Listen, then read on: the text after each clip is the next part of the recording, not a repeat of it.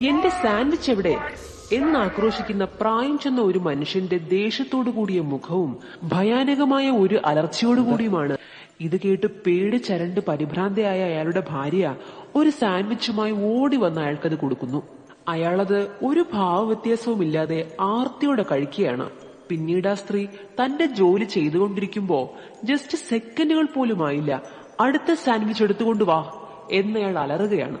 അവർ അടുക്കളയിലേക്ക് പോയി അടുത്ത സാൻഡ്വിച്ച് ഉണ്ടാക്കുകയാണ്. അയാൾ ഇടയ്ക്കിടെ നീ എന്താ അവിടെ ചെയ്യുന്നത്, ഒന്ന് വേഗത്തിലാകട്ടെ എന്നൊക്കെ പറയുന്നുണ്ട്.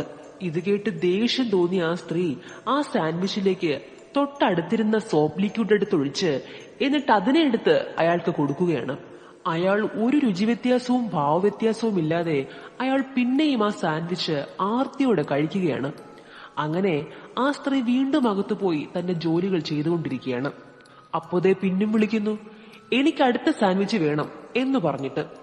ആ സ്ത്രീക്ക് ഭയങ്കരമായ ദേഷ്യം വരികയാണ്. അവർ വീണ്ടും അടുക്കളയിലോട്ട് പോയിട്ട് സാൻഡ്വിച്ച് ഉണ്ടാക്കുകയാണ്. അപ്പോഴാണ് അവർ ആ മൂലക്കിരിക്കുന്ന പൂച്ചയുടെ വേസ്റ്റ് കാണുന്നത്. അതെടുത്ത് ആ സാൻഡ്വിച്ചിൽ വെച്ചിട്ട് അവർ ആ പുള്ളിക്ക് വീണ്ടും കഴിക്കാൻ കൊടുക്കുകയാണ്. എന്നാ ആ പുള്ളി വളരെ ആർത്തിയോടെ കഴിക്കുകയാണ്. ഇത് കണ്ടിട്ട് അവർ വീണ്ടും അകത്തോട്ട് പോകുമ്പോ ഇങ്ങേരുതേ വീണ്ടും വിളിക്കുന്നു അടുത്ത സാൻഡ്വിച്ചിന് വേണ്ടിയിട്ട്.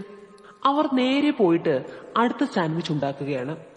ഉണ്ടാക്കിക്കൊണ്ടിരിക്കുമ്പോ ആ ധൃതിയിൽ അടുത്തിരിക്കുന്ന ആ ഒരു മയോണൈസിന്റെ കുപ്പി പെട്ടെന്ന് താഴെ വീണ് പൊട്ടുകയാണ്. അവരത് ക്ലീൻ ചെയ്തുകൊണ്ടിരിക്കുമ്പോഴാണ് അവർക്ക് വേറൊരു ഐഡിയ തോന്നുന്നത്. അതിലെ പൊട്ടിയ ഒരു ചില്ലെടുത്ത് അവർ ആ സാൻഡ്വിച്ചിന്റെ മേൽ വെച്ചിട്ട് അയാൾക്കത് കഴിക്കാൻ കൊടുക്കുകയാണ്. എന്നാ ആ പുള്ളിക്കാരൻ അതും വളരെ ആർത്തിയോടെ കഴിക്കുകയാണ്. പുള്ളിക്ക് ഒരു ഭാവവ്യത്യാസവുമില്ല അത് കഴിച്ചിട്ട്. അയാളുടെ വായൊക്കെ മുറിഞ്ഞ് രക്തം വന്നുകൊണ്ടിരിക്കുകയാണ്.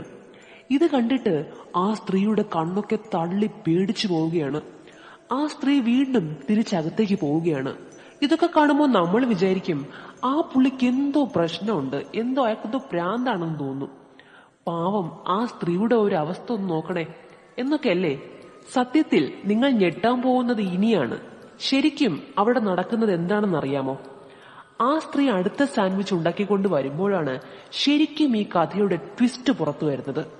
അവർ അടുത്ത സാൻഡ്വിച്ച് ഉണ്ടാക്കിക്കൊണ്ട് വരുമ്പോഴാണ് അവിടെ ശരിക്കും കാണിക്കുന്നത് ആ ചെയറിലിരിക്കുന്ന അവരുടെ ഭർത്താവ് മരിച്ചിട്ട് വർഷങ്ങളായി.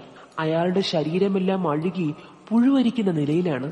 അയാളുടെ മുന്നിൽ ആ TV അതുപോലെ ഓണായി കിടപ്പുണ്ട്. അയാൾക്ക് ചുറ്റിലും ഒരുപാട് സാൻഡ്വിച്ചുകൾ കുമിഞ്ഞു കൂടി കിടക്കുകയാണ്. സത്യത്തിൽ അയാൾ മരിച്ചിട്ട് ഒരുപാട് നാളായിട്ടുണ്ട്. ഈ സ്ത്രീക്ക് അത് അക്സെപ്റ്റ് ചെയ്യാൻ പറ്റിയിട്ടില്ല.